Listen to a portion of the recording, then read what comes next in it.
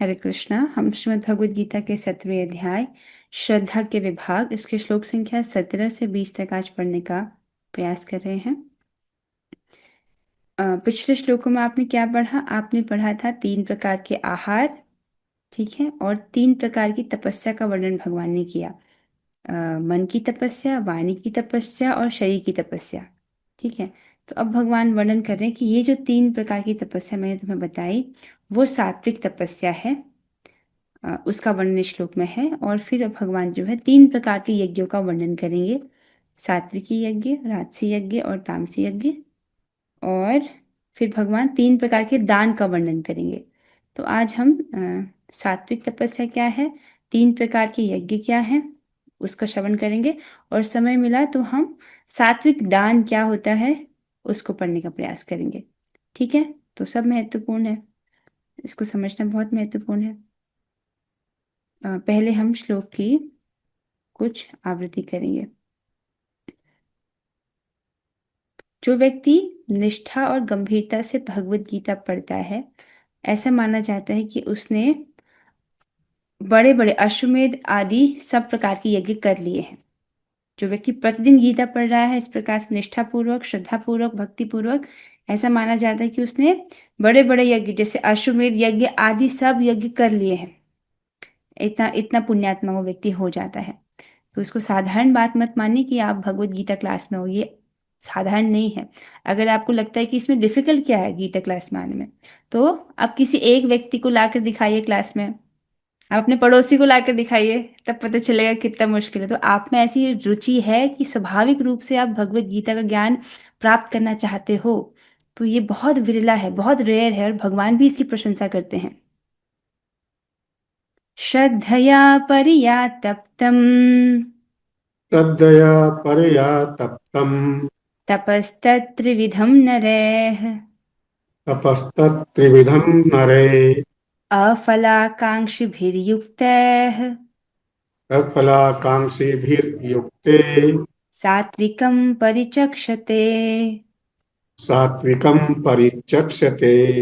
जी, मोहिनी प्रिया माता जी आप गाएं।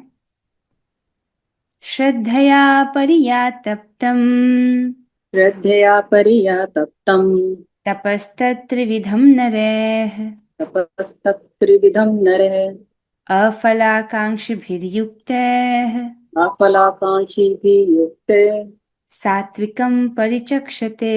सात्विकम् परिचक्षते। बहुत अच्छा। श्रद्धया परियातप्तम् परियातं तं श्रद्धया परियातप्तम् श्रद्धया परियातप्तं तपस्तत्त्रिविधं नरैः तपस्स्त्रिविधेन अफलाकाङ्क्षिभिर्युक्तैः। अफलाकाङ्क्षिभिर्युक्ते बहुत बढ़िया। सात्विकं परिचक्षते। सात्विकं परिचक्षते। बहुत अच्छे। ये शब्द इतना बड़ा था, मुझे लग रहा था नव्या माता जी शायद इसमें अटक जाए, लेकिन माता जी ने बड़ी स्मूथली इसको गाया। Good good. हम आगे बढ़ रहे हैं अभी। श्री भगवान यहाँ पर बताते हैं कि सात्विक तपस्या क्या है। क्या है सात्विक तपस्या? इसको कह रहे हैं भौतिक लाभ की इच्छा न करने वाले तथा केवल परमेश्वर में प्रवृत्त मनुष्यों द्वारा दिव्य श्रद्धा से संपन्न यह 3 प्रकार की तपस्या सात्विक तपस्या कहलाती है। ठीक है, 3 प्रकार की तपस्या कौन सी? शरीर की तपस्या, मन की तपस्या और वाणी की तपस्या, जिसका वर्णन भगवान ने पिछले श्लोकों में किया। तो इन तपस्याओं को करे, लेकिन इनके बदले में कुछ भौतिक लाभ या भौतिक फल की इच्छा ना करे, ठीक है। और साथ में वह दिव्य श्रद्धा से युक्त हो, मतलब उसको पूर्ण पूर्ण श्रद्धा से करे और कोई भौतिक लाभ की इच्छा ना करे, और इस प्रकार से वह शरीर की तपस्या, मन की तपस्या और वाणी की तपस्या करे, तो उस तपस्या को सात्विक तपस्या कहा जाता है, ठीक है। सो दिव्य श्रद्धा आप समझ रहे हैं, भौतिक वो कुछ नहीं चाहता, इसका मतलब ये थोड़ी है कि उसकी इच्छा ही नहीं है। व्यक्ति कभी भी अपनी इच्छा को जीरो नहीं कर सकता है। हम ऐसा सोचें कि हम इच्छा ही ना करें, ऐसा नहीं संभव है। हम कुछ ना कुछ इच्छा जरूर करते हैं। यहाँ पर भौतिक इच्छा करने से मना किया गया है, इसका मतलब आध्यात्मिक इच्छा है। उसकी इच्छा है कि मेरी आध्यात्मिक रूप से मेरी प्रगति हो, मेरे चित्त का शुद्धिकरण हो, इस प्रकार की इच्छा है, भौतिक इच्छा नहीं है। ठीक है। अगर भौतिक इच्छा करेगा तो उसको भौतिक फल प्राप्त होगा। भौतिक फल प्राप्त होगा तो अश्वत्थ वृक्ष के भीतर ही फंसा रहेगा ना। भगवान ने क्या कहा है इन सभी बातों का, कि भगवान ने कहा इस अश्वत्थ वृक्ष को विरक्ति के शस्त्र से काटो और उसके बाद उस स्थान की खोज करो जहां से तुमको वापस लौटना ना पड़े। ठीक है। तो उसी संदर्भ में भगवान बता रहे हैं इन तपस्याओं को। आगे चलेंगे। अफलाकांक्षी भी अर्थात फल कामना से रहित। ठीक है, कंफ्यूज नहीं होना। मतलब कोई फल चाहिए ही नहीं क्या? तपस्या कर रहे कोई फल ना मांगे, मतलब कोई भौतिक फल नहीं मांग रहे हैं, लेकिन हम अपनी आध्यात्मिक प्रगति तो चाह रहे हैं, चित्त का शुद्धिकरण चाह रहे हैं। ठीक है। युक्त नरे अर्थात एकाग्र चित्त मनुष्य द्वारा। तो इन तपस्याओं को व्यक्ति करे एकाग्र चित्त होकर, परया श्रद्धा, परया श्रद्धया अर्थात परम श्रद्धा के साथ, दिव्य श्रद्धा के साथ, तप्तम कृत होने से, और इसको करने से, तत् वह त्रिविधम तीनों अर्थात शारीरिक, वाचिक और मानसिक, तपह अर्थात तप को, धीरा पंडित गण सात्विकम परिचक्षते, सात्विक कहते हैं। तो इस प्रकार से जो शरीर की, मन की और वाणी की तपस्या है, इसको जो पंडित गण है वह उसको सात्विक तपस्या कहते हैं। ठीक है। तो आप समझ आ गए सात्विक तपस्या क्या है? ये शारीरिक, वाचिक और मानसिक तपस्या को करना, लेकिन भौतिक फल की इच्छा नहीं करना और पूर्ण श्रद्धा से युक्त होकर करना, तो उसको सात्विक तपस्या कहते हैं। अब हम आएंगे अ, अगले श्लोक पर। जो भक्त गाना चाह रहे हैं वे हाथ खड़ा कर सकते हैं। ओके, रेणुका माता जी। सत्कार मान पूजार्थम सत्कारमानपूजार्थम् तपोदम्भेन चैव यत् तपोदम्भेन चैव यत् क्रियते तदिह प्रोक्तम् क्रियते तदिह प्रोक्तम् राजसं चलमध्रुवम्। राजसं चलमध्रुवम्। ऐसा लग रहा है कि इस तीसरी लाइन में कुछ शब्द मिसिंग हो। क्रियते तदिह प्रोक्तम, अच्छा ठीक है, गाया जा सकता है। ओके, कौन गाएंगे अभी? पंकज प्रभु जी आप गाएं। जी माता जी। सत्कारमान पूजार्थम सत्कारमान पूजार्थम तपोदम्भेन चैव यत् तपोदम्भेन चैव यत् क्रियते तदिह प्रोक्तम् क्रियते तदिहं प्रोक्तम् राजसं चलमध्रुवम्। राजसं चलमध्रुवम्। ठीक है, बहुत अच्छा। तो श्री भगवान कहते हैं जो तपस्या दंभ पूर्वक तथा सम्मान, सत्कार एवं पूजा कराने के लिए संपन्न की जाती है, वह राजसी अर्थात रजोगुणी कहलाती है। यह न तो स्थायी होती है न शाश्वत। समझिए इसको। तपस्या कर रहा है व्यक्ति, लेकिन दंभ पूर्वक, दंभ पूर्वक अर्थात मेरी धार्मिक ख्याति हो जाए, लोग समझे कि मैं कितना धार्मिक व्यक्ति हूँ, ऐसा समझ करके जो व्यक्ति कुछ यज्ञ कर रहा है, कुछ तपस्या कर रहा है, उसको कहते हैं राजसी तपस्या। ठीक है, लोग समझे कि मैं कितना बड़ा साधु हूँ, इसके लिए जो कर रहा है वो दंभ पूर्वक है। सम्मान और सत्कार की अपेक्षा कर रहा है। ठीक है, सम्मान प्राप्त करने की इच्छा है, लोगों से सत्कार अर्थात चाह रहा है कि लोग मुझे प्रणाम करें, मेरे चरण पखारें, मेरे चरण धोएं, दूसरों के सामने मेरा सम्मान हो, इस उद्देश्य से जो तपस्या किया जा रहा है, और उसको राजसी कहा जाता है। तो यह न तो स्थायी होता है न शाश्वत। इसको हम अन्वय में समझेंगे कि प्रभुपाद जी स्थायी और शाश्वत क्या कह रहे हैं, अन्वय में स्पष्ट होगा आपको। सत्कार मान पूजार्थ अर्थात सत्कार, मान और पूजा के लिए, मतलब पूजा मतलब ऐसे सोचे व्यक्ति कि मेरी पूजा हो लोगों के सामने, मेरे चरण धोए जाए, इस प्रकार से जिसके हृदय में इच्छा है। दंभेन च एव, और दंभ के साथ धार्मिक ख्याति प्राप्त करने के लिए धर्म का अनुष्ठान करना, उसको दंभ कहते हैं। तो इस प्रकार से दंभ के साथ यत तपः क्रियते, जो तपस्या की जाती है, तत् वह, इत इस श्लोक में चलम अर्थात अनित्य है।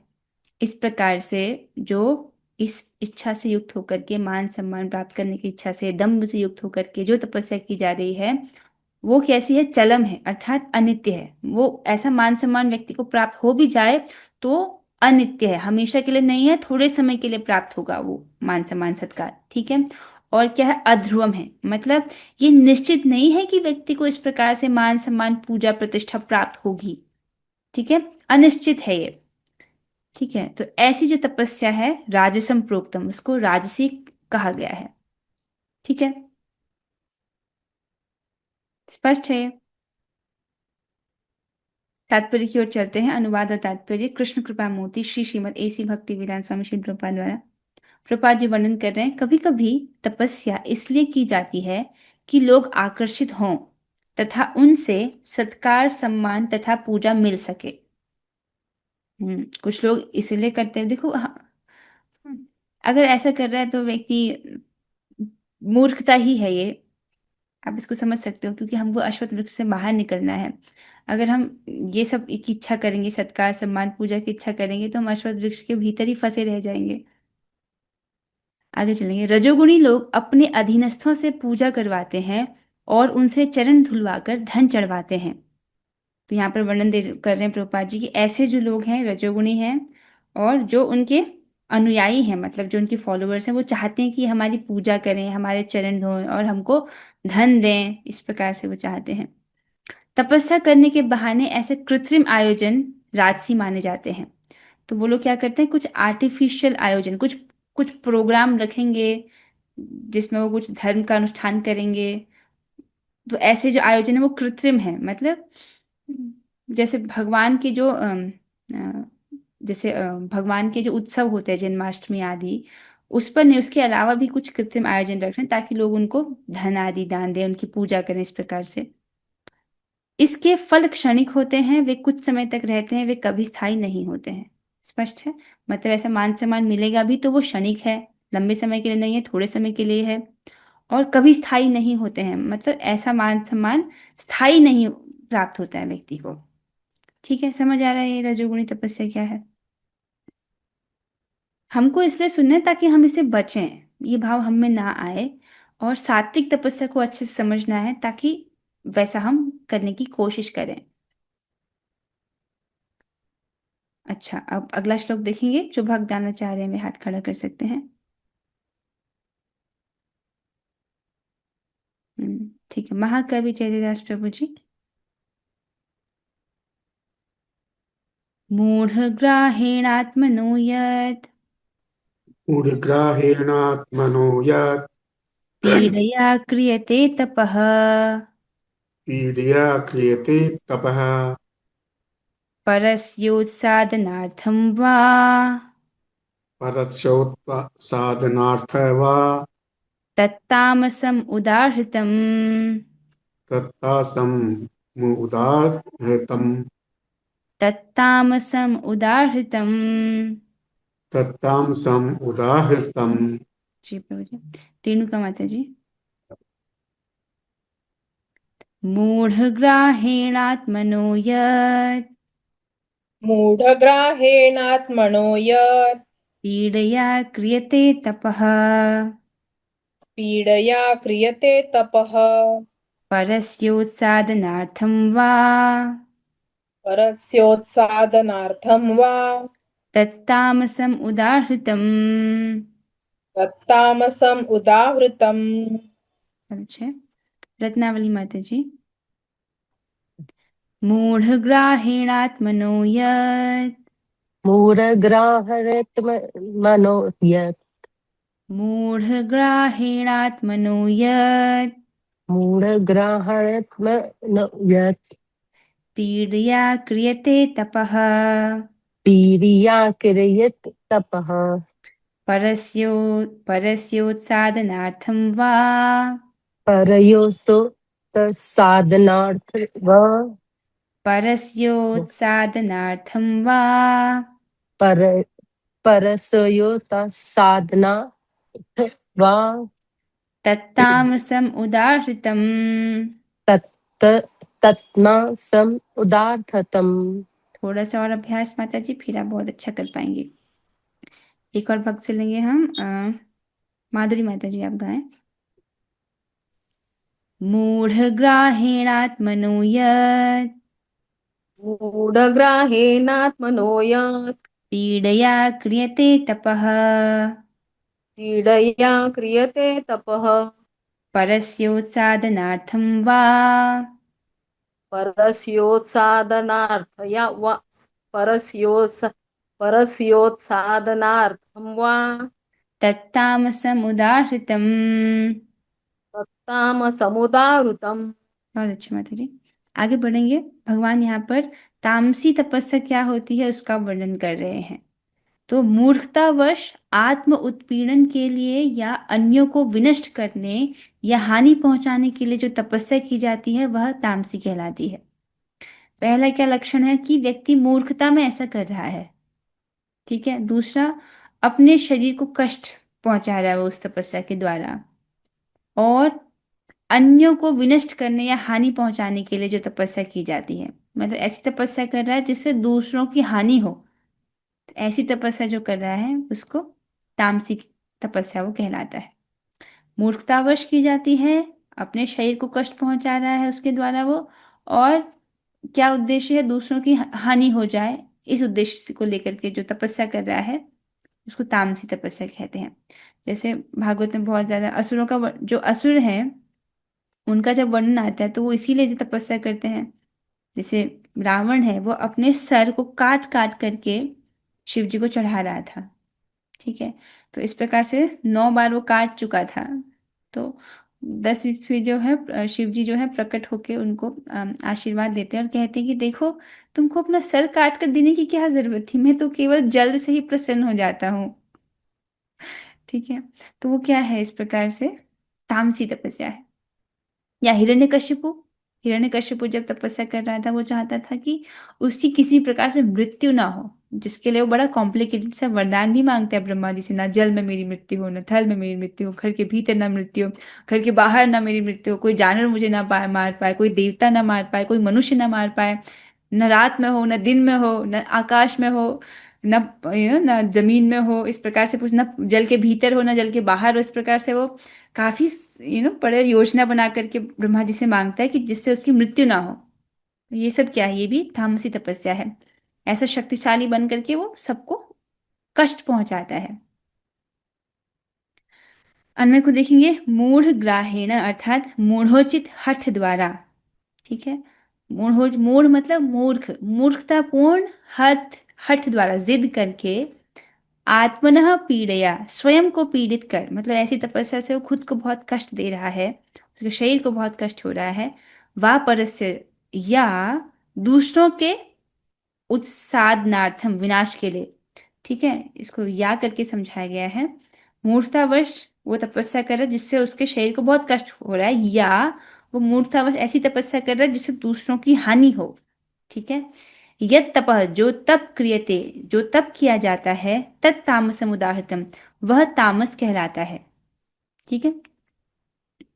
तात्पर्य को पढ़ेंगे। श्री प्रभुपाद जी बताते हैं, मूर्खतापूर्ण तपस्या से ऐसे मूर्खतापूर्ण तपस्या के ऐसे अनेक दृष्टांत हैं, जैसे कि हिरण्यकशिपु जैसे असुरों ने अमर बनने तथा देवताओं का वध करने के लिए कठिन तप किया थे। आप सब लोग जानते हैं भक्त प्रहलाद की कथा, तो जिसमें हिरण्य प्रहलाद के जो पिताजी हैं, कौन, हिरण्यकशिपु, कितना कठोर तप जो है करता है, और ताकि देवताओं को, मतलब वो चाहता था कि मैं भगवान विष्णु का वध करूं, ऐसा भगवान विष्णु को हराना चाहता था। और उसके शासन काल में सब देवता जो उसके अधीन रहे।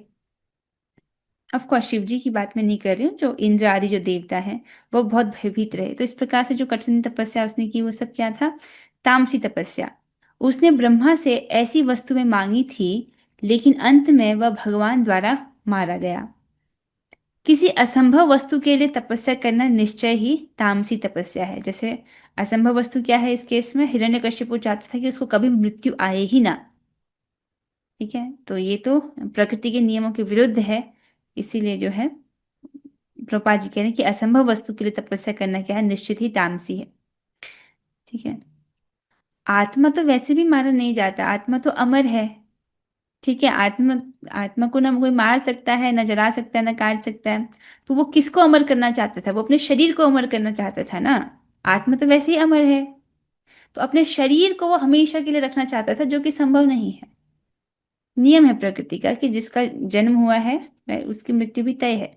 मतलब शरीर को अगर जन्म हुआ तो शरीर की मृत्यु भी तय है। आत्मा की मृत्यु थोड़ी होती है। अब यहाँ पर यहाँ तक भगवान ने जो है तीन प्रकार के तपस्याओं का वर्णन किया। सात्विक तपस्या, राजसिक तपस्या और तामसी तपस्या। ठीक है। सात्विक तपस्या आपको याद हो जानी चाहिए, मतलब अब बुक खोल सकते हो, देख सकते हो उसमें। और हम एक और चीज पढ़ेंगे आज, जिसको कहेंगे जो है सात्विक दान। क्या ये बहुत महत्वपूर्ण है कि व्यक्ति सात्विक दान को ठीक से समझे, और ताकि उससे दान ठीक प्रकार से दे, और दान देते वक्त कुछ गलती ना हो जाए। ठीक है, ताकि दान का जो है पूरी विधि उसको प्राप्त हो। तो ये बहुत इंपॉर्टेंट श्लोक है। 17.20, इसको भी हम आज लेने का प्रयास करेंगे। जो भक्त गाना चाह रहे हैं वे हाथ खड़ा कर सकते हैं।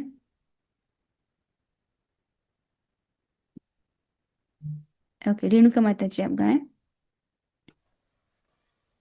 दातव्यम इति यद्दानम् दातव्यम् इति यद्दानं दीयते अनुपकारिणे दीयते अनुपकारिणे देशे काले च पात्रे च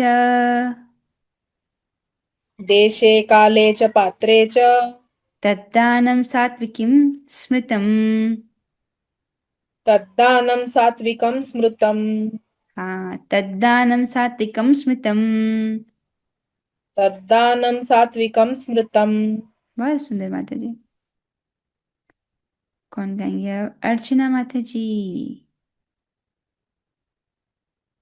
गाए। हाँ, आप अपना माइक को ऑन कीजिए अर्चना माता जी। दातव्यम इति यद्दानम् दातव्यमिति यद्दानं दीयते अनुपकारिणे दीयते अनुपकारिणे देशे काले च पात्रे च देशे काले च पात्रे च तद्दानं सात्विकं स्मृतम्। यद्दानं सात्विकं स्मृतम्। बहुत सुंदर। हम्म। मोहिनी प्रिया माता जी। दातव्यम इति यद्दानम् दात्ययम् इति यद् दानं दातव्यम इति यद्दानम् दात्ययम् इति यत् दानं दीयते अनुपकारिणे दीयते अनुपकारिणे देशे काले च पात्रे च देशे काले च पात्रे च तद्दानं सात्विकं स्मितम्। तद्दानं सात्विकं स्मृतम्। अच्छी कोशिश रही। आगे चलेंगे। श्री भगवान कहते हैं, ये बहुत इंपॉर्टेंट है, इसको एक एक पॉइंट इसको ठीक से समझना है। ओके। जो दान कर्तव्य समझकर किसी प्रत्युपकार की आशा के बिना, प्रत्युपकार की आशा मतलब मैं ये दान दे रहा हूं उसके बदले में मुझको ये मिलेगा, ऐसी आशा के बिना। ठीक है। समुचित काल तथा स्थान में, मतलब काल भी जो है वह भी विचार करना चाहिए। जैसे कि अगर आप सूर्य ग्रहण के समय या चंद्र ग्रहण के समय दान देते हो तो वो 1000 गुना अधिक लाभ देता है। और समुचित स्थान में, अर्थात अगर आप तीर्थ स्थान में जाकर दान देते हो तो उसका 1000 गुना लाभ मिलता है। तो स्थान का भी बहुत प्रभाव पड़ता है दान पर। ठीक है। ऐसे जब आप वृंदावन जाओ तो जो है वहां पर दान करना चाहिए, क्योंकि आप जितना भी दान दो उसका 1000 गुना लाभ मिलेगा। ठीक है। तो और योग्य व्यक्ति को दिया जाता है। ठीक है। सो पहली बात है कर्तव्य समझकर करता है व्यक्ति उसको। इसको आप समझिए, एक चार्ट था उससे समझ आएगा। इसको याद रखिए। ये हायरार्की है ठीक से कर्तव्य को करने की। व्यक्ति कभी कभी भय से कार्य करता है। उससे उससे बेहतर है कि वो कुछ आशा से, कुछ इच्छा से, कुछ फल प्राप्ति की आशा से करे। उससे बेहतर है कि व्यक्ति कर्तव्य बुद्धि से उस कार्य को करे। और सबसे अच्छा है निस्वार्थ भाव से, प्रेम से करे। ठीक है। तो भय में करना ये तमोगुण को दर्शाता है। आशा से, किसी भौतिक फल की आशा से कोई यज्ञ करना, कोई तपस्या करना, कोई दान देना, ये राजसिक कहलाता है। कर्तव्य बुद्धि से किया गया कार्य वो सात्विक कहलाता है। ठीक है, तो यहाँ पर भगवान ने क्या कहा, ऐसा दान जो व्यक्ति कर्तव्य बुद्धि से करता है। कोई भौतिक फल की आशा से अगर कोई दान दे रहे हो आप, तब वो सात्विक दान नहीं माना जाएगा, उसको भौतिक दान, सो राजसिक दान माना जाएगा। ठीक है, पहली बात क्या, कर्तव्य बुद्धि से कर रहा है कि मुझ शास्त्र की आज्ञा है कि मुझको दान देना चाहिए, इसलिए मैं दान दे रहा हूं, इस प्रकार से कर्तव्य बुद्धि समझ करके। ठीक है, जैसे माता पिता अपने बच्चे का ध्यान रखते हैं, जब स्पेशली जब बच्चे छोटे हैं, तब आप ये समझ के थोड़ी उसके सेवा करते हो कि बदले में मेरा बच्चा कुछ करेगा मेरे लिए। उस वक्त आप उसके लिए कर रहे हो क्योंकि आप समझते हो कि मैं उसकी माता हूँ। और एक्चुअली वहां पर तो प्रेम है ना, निस्वार्थ भाव से करता है व्यक्ति अपने बच्चे के प्रति, तो वो सबसे अच्छा है। अच्छा, आगे चलेंगे। यहाँ पर वर्णन किया गया है, सबसे पहली बात कि वह दान जो कर्तव्य समझकर किया जाए, किसी प्रत्युपकार की आशा के बिना, मतलब मैं ये दान दे रहा हूँ इसके बदले में मुझको ये लाभ मिलेगा, ऐसी आशा के बिना, मतलब कोई भौतिक फल की इच्छा नहीं करे। इसका दूसरा सेंस ये भी है कि ऐसे व्यक्ति को आप दान दे रहे हो कि वो आपको रिटर्न में रिटर्न नहीं कर सकता उस अमाउंट को, तो भी आप दान देना। दो दो अर्थ है यहाँ पर। ठीक है, और समुचित काल और स्थान, समय का भी ध्यान देना है और स्थान का भी ध्यान देना है। मतलब जो है, एकादशी पर अगर आप दान दे रहे हो, सूर्य ग्रहण चंद्र ग्रहण के समय दान दे रहे हो, तो वो अधिक लाभकारी होता है। और तीर्थ स्थानों में दान दे रहे हो तो अधिक लाभकारी होता है। और सबसे इंपॉर्टेंट है कि योग्य व्यक्ति को दान दिया जाना चाहिए। ठीक है, तो ये इन बातों का ध्यान रखना है, तो वह सात्विक माना जाता है। अगर अयोग्य व्यक्ति को दान दे दिया तो वह दान भी, उस दान को सात्विक नहीं मानेंगे। ठीक है, और यहाँ पर एक और बात समझाई जाती है आचार्य द्वारा कि बड़े आदर भाव से देना चाहिए। अगर ये सब चीज़ है लेकिन उस व्यक्ति में जिसको दान दे रहे हो उसमें श्रद्धा नहीं है, उसके प्रति आदर नहीं है, तो भी उसको सात्विक नहीं माना जाएगा। तो बड़े आदर भाव से, क्योंकि इससे तो व्यक्ति का खुद का शुद्धिकरण होता है ना। अगर हम मान लीजिए हम किसी साधु को दान दे रहे हैं, ठीक है, तो इससे, और हमारी ये भी इच्छा नहीं कि हमको कुछ भौतिक प्राप्त हो, पर अगर आप दान दे रहे हो तो इससे क्या होता है, इससे हमारे हृदय का शुद्धिकरण होता है। यही तो मनुष्य जीवन का प्रोजेक्ट है कि हमारे जल्दी से जल्दी चित्त की शुद्धिकरण हो, तो हमारी भक्ति में प्रगति होती है। अगर हम किसी भी भक्त की भजन करने में सहायता कर रहे हैं किसी भी प्रकार से, चाहे धन के माध्यम से, चाहे उसके लिए आपने दवाई का अरेंजमेंट कर दिया उस प्रकार से, चाहे उसको ज्ञान देकर, किसी भी प्रकार से सहायता कर रहे हैं, तो भगवान स्वयं उस व्यक्ति की, मतलब स्वयं उस व्यक्ति की सहायता करते हैं। चैतन्य चरितमृत में इसका वर्णन है। तो इससे तो हमारा ही लाभ है, मतलब अगर आप इस प्रकार से, हम इस प्रकार से दान दे रहे हैं तो। अन्वय को देखेंगे, अनउपकारिणे अर्थात प्रत्युपकार करने में असमर्थ व्यक्ति को। तो यहाँ पर आचार्य एक अर्थ इस प्रकार से ले रहे हैं कि आपने एक व्यक्ति को दान दिया है जो आपको बदले में वो पैसा नहीं लौटा पाए, बदले में उसके उस दान के बदले में वो कुछ उपकार आप पर नहीं कर पाए, उसमें वो असमर्थ हो। ठीक है, इसका मतलब ये है, इसका मतलब ये नहीं लेना चाहिए कि हमने एक साधु को दान दिया, ठीक है, वो हमको हमारा कल्याण नहीं कर सकता। वो हमारा कल्याण करता ही है, क्योंकि जब हम भक्तों को दान देते हैं उससे हमारी आध्यात्मिक प्रगति होती है। ठीक है, तो पहला बात क्या है, प्रत्युपकार करने में असमर्थ व्यक्ति को देशे अर्थात तीर्थ आदि स्थानों में, काले च अर्थात पुण्य काल में, जैसे बता एकादशी पर, चंद्र ग्रहण सूर्य ग्रहण के समय पर, संक्रांति का समय भी पवित्र माना जाता है। पात्रे च एवं योग्य पात्र को, ठीक है, अयोग्य व्यक्ति को नहीं, योग्य व्यक्ति को देना चाहिए। दातव्यम दान देना चाहिए। अगर अयोग्य व्यक्ति को देंगे तो अब वो डिपेंड करता है कि वो धन का किस प्रकार यूज करे। दातव्यम अर्थात दान देना चाहिए। इति इस प्रकार निश्चय कर, तद दानम वह दान सात्विकम स्मृतम सात्विक कहलाता है। ठीक है, इन सब बातों का ध्यान रखते हुए अगर जो दान किया जाए उसको सात्विक कहते हैं। एक बार फिर से देखेंगे, पहली बात है कर्तव्य समझ करके, प्रत्युपकार की आशा के बिना, मुझे इसके बदले में कुछ भौतिक फल मिलेगा इसकी आशा के बिना, उचित काल और स्थान को देख करके, और योग्य व्यक्ति को दिया जाना चाहिए। तो ये 5 बातों का ध्यान रखना है। इस प्रकार से अगर ध्यान दे रहे हैं तो वो सात्विक दान उसको माना जाता है। अब प्रभुपाद जी के तात्पर्य पढ़ेंगे। प्रभुपाद जी बहुत सुंदर ढंग से समझा रहे हैं। वैदिक साहित्य में ऐसे व्यक्ति को दान देने की संस्तुति है जो आध्यात्मिक कार्यों में लगा हो। ठीक है। तो वैदिक साहित्य हमको किसको दान देना चाहिए बताते हैं, हमको ऐसे व्यक्ति को दान देना चाहिए जो आध्यात्मिक कार्यों में लगा हो, ठीक है। भौतिक कार्यों में जो लगा हो उसके लिए शास्त्रों में वर्णन नहीं है। मतलब आध्यात्मिक कार्य क्या है, जो भगवान की सेवा में लगा हो, भगवान की भक्ति कर रहा हो, ठीक है, और भगवान के प्रचार कार्य में लगा हो। इस प्रकार से जैसे प्रभुपाद जी कहते हैं ना, कृष्ण भावनामृत का जो ज्ञान है उसका जहाँ पर प्रचार हो रहा है वहां पर जो है दान देना चाहिए, तो वो सर्वश्रेष्ठ है। इसको हमने पहले ही पढ़ा था पिछले अध्याय में, 16वें अध्याय में। फिर आगे कहते हैं अविचार पूर्ण ढंग से दान देने की संस्कृति नहीं है। मतलब बिना सोचे समझे व्यक्ति ने दान दे दिया, ऐसा वैदिक साहित्य में नहीं कहा गया है। मैं अपने शिक्षा गुरु से सुन रही थी तो वो बता रहे थे कि एक व्यक्ति ऐसे हैं जिन्होंने गरीब बच्चों को, जो है उनके पास पैसे नहीं होते हैं, तो उन्होंने क्या किया, गरीब बच्चों को पिक्चर देखने ले गए। गरीब बच्चे हैं, अफोर्ड नहीं कर सकते मूवी देखना, तो उस सारे गरीब बच्चों को ले जा करके मूवी देखने ले जा रहे। ऐसा तो वेदों में नहीं वर्णन है ना।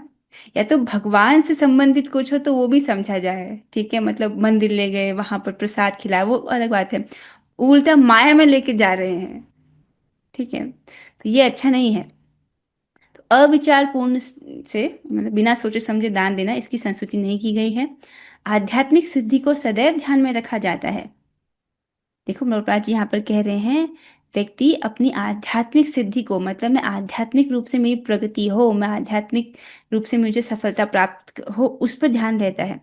देखो कोई भी, जैसे हम लोग भक्ति कर रहे हैं, हमारे प्रयास चाहे वो मनसा हो वाचा हो कर्मणा हो, मन से वाणी से कर्म से, हमारे प्रयास किस प्रकार के होने चाहिए ताकि हमारी तीव्रता से आध्यात्मिक रूप से प्रगति हो, राइट। हमारे चित्त का शुद्धिकरण तीव्रता से हो ताकि हमको जल्दी ही जो सुप्त कृष्ण भावना में जो हमारा कृष्ण प्रेम है वो उसकी प्राप्ति हो जाए, ठीक है। तो ये गोल सामने है, ठीक है, इसीलिए उसको ध्यान में रखते हुए जो है सब कार्य करने हैं, उसको ध्यान में रखता है व्यक्ति।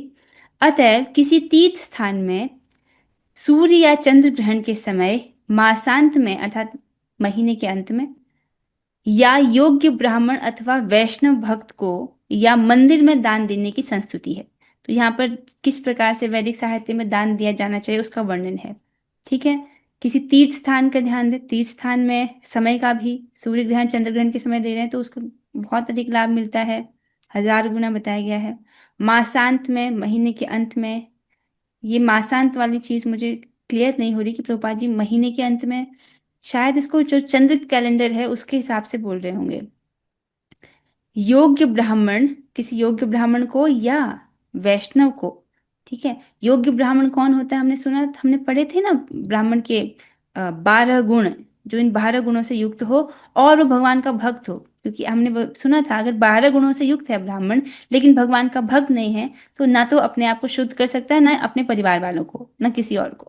तो इसका मतलब ब्राह्मण के गुण हो और भगवान का भक्त हो, अथवा वैष्णव को, तो ये सबसे बेस्ट है। जब हम भक्तों को दान देते हैं तो ये सबसे अच्छा है, भगवान से सबसे अधिक प्रिय, सबसे अधिक प्रसन्न होते हैं। या मंदिर में दान देने की संस्तुति है, इस प्रकार से बोला गया है। बदले में किसी प्रकार की प्राप्ति की अभिलाषा न रखते हुए ऐसे दान किए जाने चाहिए। थोड़ी देर रुक जाओ। 1 मिनट, किसी का माइक ऑन रह गया, ठीक है। तो बदले में कुछ भौतिक लाभ हो जाए, हमको ये सब भौतिक चीजें प्राप्त हो जाए, इसकी नौकरी लग जाए, इस बच्चे इसका, मेरे इस बेटी का विवाह हो जाए, इस प्रकार से नहीं, इनकी आशा नहीं रखना चाहिए। कभी कभी निर्धन को दान करुणावश दिया जाता है, लेकिन यदि निर्धन दान देने योग्य नहीं होता तो उससे आध्यात्मिक प्रगति नहीं होती है, ठीक है।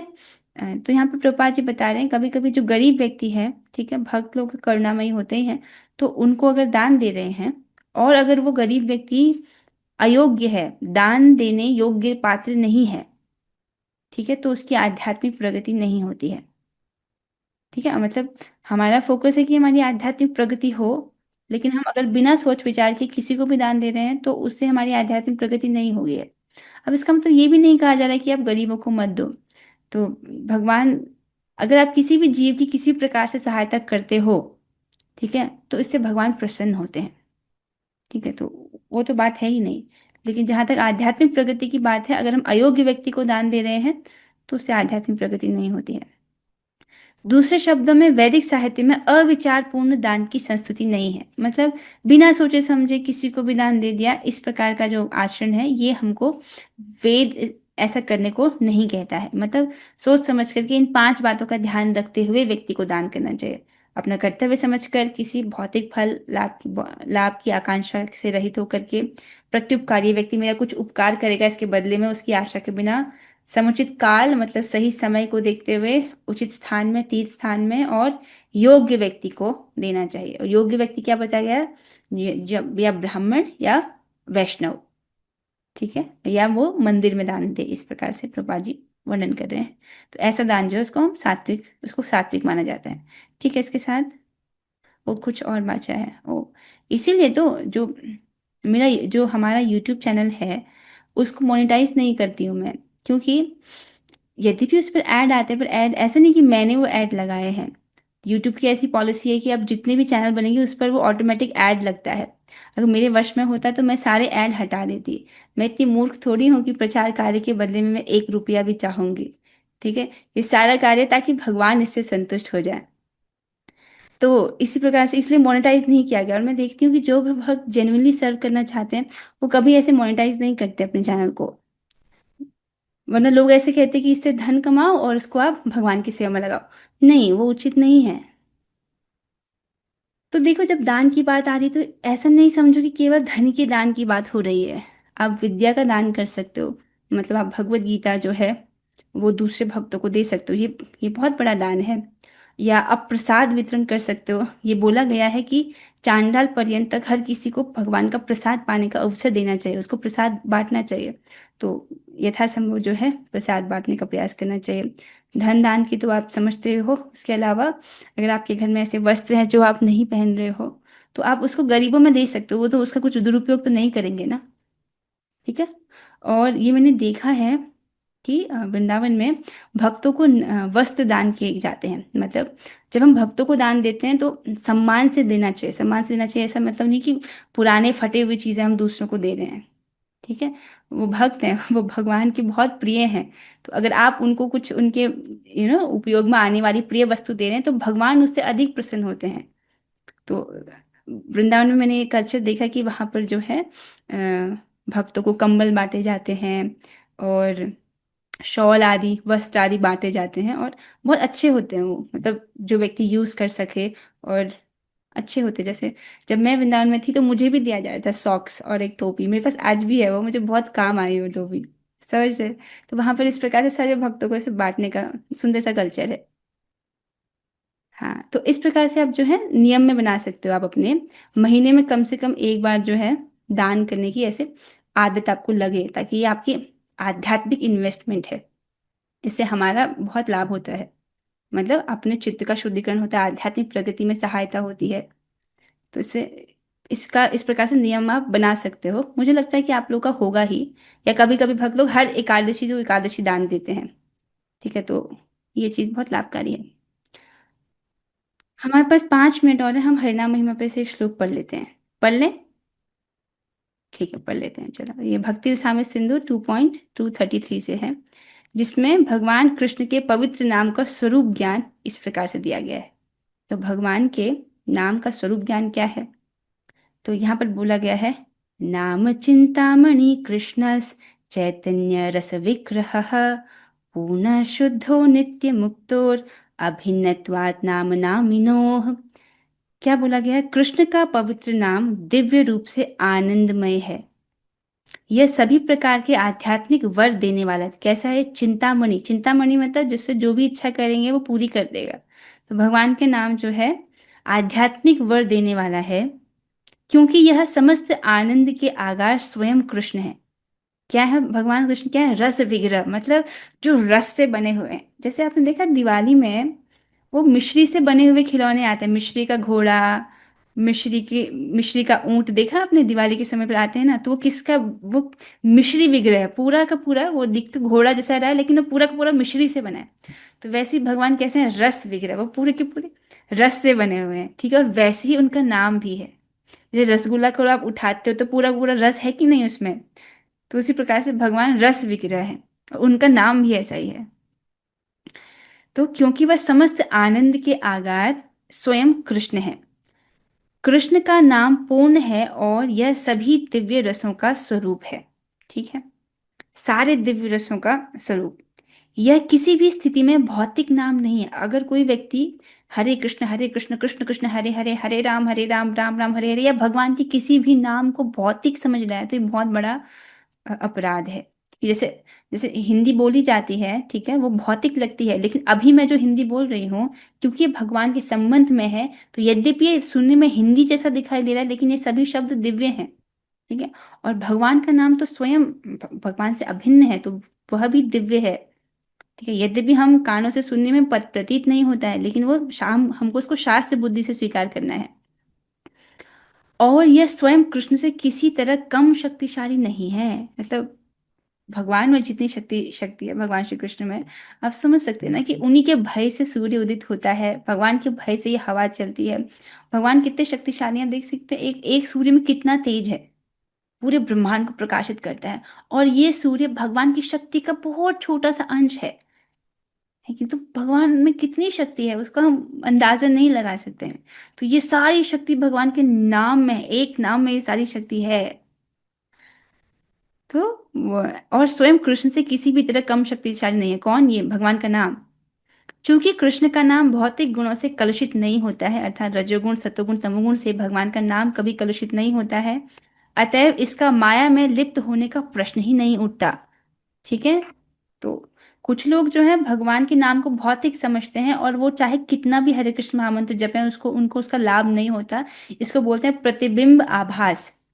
ठीक है, अगर नामाभास भी कोई करता है तो उसको मुक्ति मिल जाती है, लेकिन अगर वो नामाभास प्रतिबिंब नामाभास है तब उसको कोई लाभ नहीं होता। जैसे मायावादी लोग भगवान का नाम लेते हैं, लेकिन वो क्या समझते हैं कि इनका नाम भौतिक है, इसलिए उनको जो है लाभ नहीं मिलता, अपितु वो नाम अपराधी होने के कारण उनको दंड मिलता है। तो ये बहुत खतरनाक है, हमको ऐसी गलती नहीं करनी है। भगवान का नाम दिव्य है, वो माया से लिप्त कभी नहीं होता है, और तीनों गुणों का उस पर कोई प्रभाव नहीं पड़ता, वो दिव्य है हमेशा। कृष्ण का नाम सदैव मुक्त आध्यात्मिक है, यह कभी भी भौतिक प्रकृति के नियमों द्वारा बद्ध नहीं होता। जैसे भगवान कभी भी भौतिक प्रकृति के नियमों द्वारा बद्ध नहीं होते, वैसे भगवान का नाम भी बद्ध नहीं होता। ऐसा इसलिए है क्योंकि कृष्ण नाम तथा स्वयं कृष्ण अभिन्न है। ठीक है, मैं सच बताऊं, ये वाला ये लाइन आपको समझ आ रही है? कृष्ण नाम और स्वयं कृष्ण अभिन्न है। समझ रहे हैं आप इसको? कहाँ समझ रहे हैं हम इसको? थ्योरी में सुनते हैं हम कृष्ण नाम और कृष्ण स्वयं अभिन्न है। तो इसको जैसे अगर हम ये बोलने लग जाए रसगुल्ला रसगुल्ला रसगुल्ला रसगुल्ला, इससे तो हमको रस अनुभव नहीं होगा ना, वो तो रसगुल्ला खाएंगे तो ही अनुभव होगा, है ना। तो लेकिन यहाँ पर बोल रहे हैं कि कृष्ण नाम और स्वयं कृष्ण अभिन्न है। मतलब जैसे बोला गया कि भगवान रस विग्रह हैं, पूरा सर से लेकर के नख से सिर तक रस के बने हुए हैं। ठीक है, पूरे रस के विग्रह हैं, वैसे ही उनके नाम में ये सारा रस है। जिस दिन हम इसको अनुभव करेंगे ना, तब हमको पता चलेगा ना कि कृष्ण नाम और स्वयं कृष्ण अभिन्न है। अभी तो आचार्य कह रहे हैं, हम इसको स्वीकार कर रहे हैं। हमको एटलीस्ट प्रैक्टिकलिटी में इतना ध्यान रखना है कि जब हम भगवान के नाम का आदर करें, उसका अपमान ना हो जाए हमसे।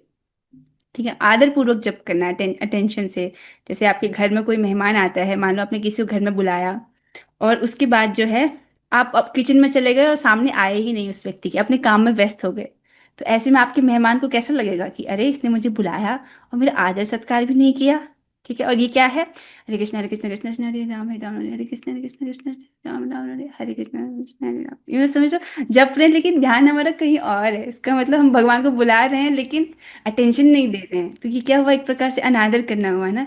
इसलिए हम कोशिश करें, वैसे तो हमारा मन भटकता है, लेकिन कोशिश ये करनी कि हम नाम को सुने, तो इस प्रकार से हम उनका आदर करें, क्योंकि कृष्ण नाम और कृष्ण स्वयं अभिन्न है। ठीक है, यद्यपि हम इसको अनुभव नहीं है, लेकिन आचार्य की बात स्वीकार करके आदर पूर्वक जो है जप करने का प्रयास करना है। ठीक है, इसके साथ हम आज पूरी चर्चा को यहाँ पर, एक छोटी सी बात रह गई है, इंपॉर्टेंट बात है। देखिए, अभी हम जब कृष्ण बोलते हैं, बोलो कृष्ण। हाँ, तो हमको अनुभव हो गया वो मधुर मिठास, मधुर आनंद? अभी तो नहीं अनुभव हुआ ना। तो इसका मुख्य कारण ये बताया गया है क्योंकि अभी हमारे अपराध हैं। ठीक है, इसलिए हमको कृष्ण के नाम में वो माधुर्य अभी नहीं प्राप्त हो रहा है। तो इसका उपाय भी यही है कि हम नाम को जपते रहें। तो जिसके अपराध है वह नष्ट होते हैं, और जिसको प्रेम प्राप्त है उसका प्रेम और अधिक वर्धित होता है। तो उसके लिए हमको हमारे सारे अपराध नष्ट हो जाएं, उसके लिए हमको चाहिए गौर हरि की कृपा। ठीक है, भगवान श्री कृष्ण बहुत दयालु हैं, लेकिन उनसे करोड़ों करोड़ों गुना दयालु हैं वही भगवान कृष्ण जब वो गौर के रूप में आते हैं, गौर हरि के रूप में आते हैं, क्योंकि वो श्रीमती राधिका रानी जो कि हृदय के साथ आए हैं। तो वो इसी भाव में आए हैं कि मैं लोगों को प्रेम प्रदान करूं, वो देना चाहते हैं। ठीक है, तो गौर हरि अगर हम पे कृपा करते हैं तो हम अपने सारे जितने भी हमारे अपराध है वो सब हम उससे मुक्त हो जाएंगे। ठीक है, लेकिन समस्या ये है कि हम गौर हरि की कृपा को सीधे नहीं प्राप्त कर सकते कि हम चले कि चलो हम गौर हरि का भजन करेंगे और हमारे सारे अपराध नष्ट हो जाएंगे, ऐसे नहीं होगा। सीधे प्राप्त नहीं होती है उनकी कृपा। इसको रघुनाथ दास गोस्वामी जो है सीधे कृपा प्राप्त करना चाहते थे, लेकिन उनको ऐसे प्राप्त नहीं हुए, वो असफल रहे।